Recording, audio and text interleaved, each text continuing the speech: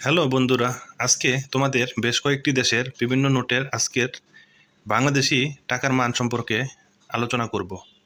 যেমন এটা হচ্ছে central bank of the United Arab Emirates, অর্থাৎ সংযুক্ত আরব আমিরাতের 10 দিরহাম। তো এটা আজকে বাংলাদেশে এটার রেট হচ্ছে 1 দিরহাম সমান সমান তোমার কত পড়তেছে, 33 টাকা 9 পয়সার মতো। তো অনেকেই মানে বিদেশ যাওয়ার আগে নোট চিনো না, বা অনেকেই ডলার ক্রয় বিক্রয় করো বা দিরহাম ক্রয় বিক্রয় করো, তাদের জন্য এটা। তো এটা হচ্ছে দেখে নাও, এটা হচ্ছে তোমার 10 দিরহাম, যেটা হচ্ছে আরব আমিরাত, যেটা আমরা শর্টকাটে যেটাকে দুবাই বলি আর কি, সেই দুবাইয়ের 10 দিরহাম। এটা হচ্ছে আজকের বাংলা টাকায় এটার মূল্য 10 টাকায় 330 টাকার মতো হবে আর কি, প্লাস মাইনাস। হ্যাঁ, তারপরে এটা দেখো, এটা হচ্ছে কানাডার $5। ছবিটা এরকম। আসলে বাইরের দেশের টাকার মান এত হওয়ার কারণও আছে। আসলে টাকাগুলোর গুণগত মান, তারপরে বিল্ড আপ, এগুলো এত সুন্দর হয়, আসলে দেখলেই মন ভরে যায়। হ্যাঁ, তো আমরা যারা প্রবাসে থাকি বা প্রবাসে আসি, প্রবাসে যাই, তো আসলে দিন শেষে সারাদিন যতই কষ্ট করি, মাস গেলে যখন এরকম সুন্দর চকচকে নোটগুলো আমাদের হাতে দেয়, আসলে দেখতে খুবই ভালো লাগে। পরিবারের জন্য কষ্ট করি আমরা। তো এটা হচ্ছে কানাডার $5। এই যে এখানে লেখা আছে দেখো, কানাডার ডলার লেখা আছে এখানে। তো এটা আজকে 2025 সালে এটার আজকের রেট পড়বে তোমার 88 টাকা 17 পয়সা মেবি আর কি, প্লাস মাইনাস সামথিং। তো সেই হিসাবে এটা $5। এটা যদি আমি টাকায় কনভার্ট করি তাহলে এটার মূল্য হবে 490 টাকার মতো, ধরো হয়তো একটু কম বেশি হইতে পারে। তো এরকম পড়বে আর কি।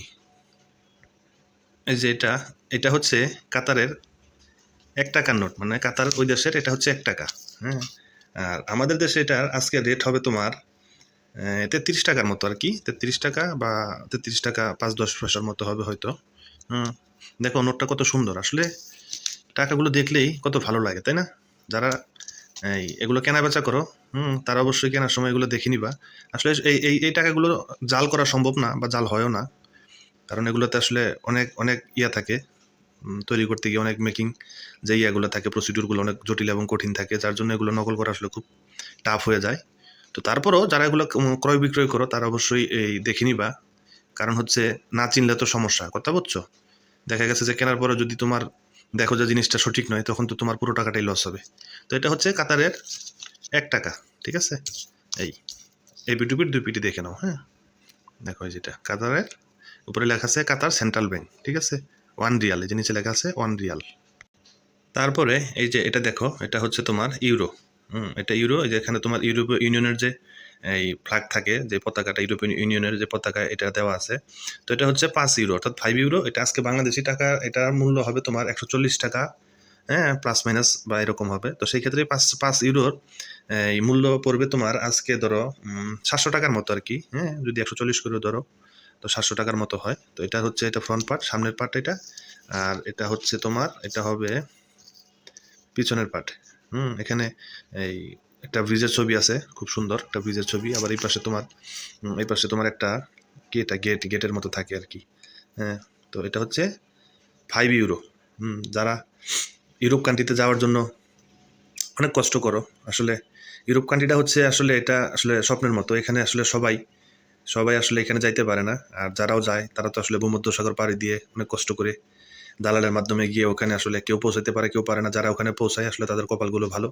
তো আমি দোয়া করবো যে এরকম রিস্ক নিয়ে এই ইউরোপ কান্ট্রিতে না যাওয়াই ভালো। কারণ আমাদের একটা পরিবার আছে, মা বাবা আছে, ছেলে সন্তান আছে, তাদের কথাও চিন্তা করতে হবে। দেশে ডাল ভাত খাইলেও অনেক শান্তি। এত ঝুঁকি নিয়ে আসলে 15-20 লাখ টাকা খরচ করে ইউরোপ যাওয়া আসলে আমি সমর্থন করি না আমার মতে।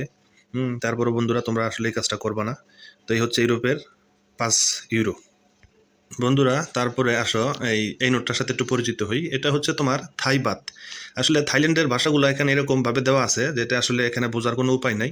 হ্যাঁ, যারা আসলে এগুলো না চিনো, বা বাংলাদেশি যারা আছে কখনো দেখেনি, তারা আসলে এটা বুঝবেও না। কারণ এই নোটগুলোতে কোথাও কোনো ইংরেজির কোনো ছিটে ফোটাও নাই, যা আছে সবকিছুই এখানে থাইল্যান্ডের ভাষায় দেওয়া। এখানে এই যে যা আছে সব থাইল্যান্ডের। এটা থাইল্যান্ডের 20 টাকার একটা নোট। এটা হচ্ছে ফ্রন্ট পার্ট।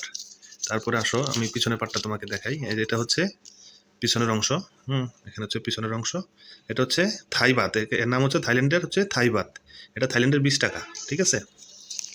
তো যারা তোমরা মানে কেনা বেচা করো, হ্যাঁ, তো দেখা গেছে যদি অনেকেই তো টুকটাক ইংরেজি জানো কেনা বেচার সময় হয়তো, কিন্তু যদি তোমার এখানে মানে ইংরেজির কোনো মানে কি নাই, ছিটে ফোটাও নাই, তো তুমি এখানে বুঝবা কিভাবে এটা কোন দেশের টাকা, বা এটা শুধু 20 লেখা যেটা আছে এটা ইংলিশে আছে, ইংরেজিতে আছে আর কি 20টা 20, আর আদারওয়াইজ যা আছে এখানে সব থাই ভাষাতে আছে। আমাদের বোঝার আসলে কোনো উপায় নাই। তো যাই হোক আর কি বন্ধুরা, ভিডিওটি আজকে লম্বা করব না। তো তোমাদের সাথে আজকে মোটামুটি 4-5টা দেশের নোট নিয়ে আলোচনা করলাম এবং ছবিগুলো শেয়ার করলাম। তো তোমরা নোটগুলো চিনে রাখতে পারো এবং দেখতে পারো।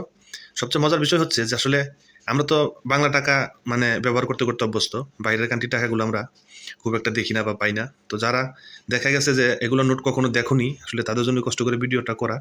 তো হয়তো ভিডিওটা খুব একটা ভালো হয় নাই বা করতেও পারি নাই, যাই হোক আমার যতটুকু সম্ভব হয়েছে, আমার কাছে ছিল নোটগুলো কালেকশনে, কোনো এক সময় আমি এগুলো মানে রাখছিলাম স্মৃতি হিসাবে। ট্যুর করার সুবাদে বিভিন্ন দেশ ট্যুর করছিলাম, তো সেখানে মানে যে সমস্ত দেশে আমার যাওয়া হয়েছে, তো সেখান থেকে আমি নোটগুলো একটা দুটো করে রেখে দিয়েছিলাম। তো সেই হিসাবে আমি তোমাদের সাথে এটা শেয়ার করলাম। তো যাই হোক ভিডিওটা আজকে এই পর্যন্তই বন্ধুরা, সবাই ভালো থেকো, সুস্থ থেকো, নিরাপদে থেকো। আল্লাহ হাফেজ।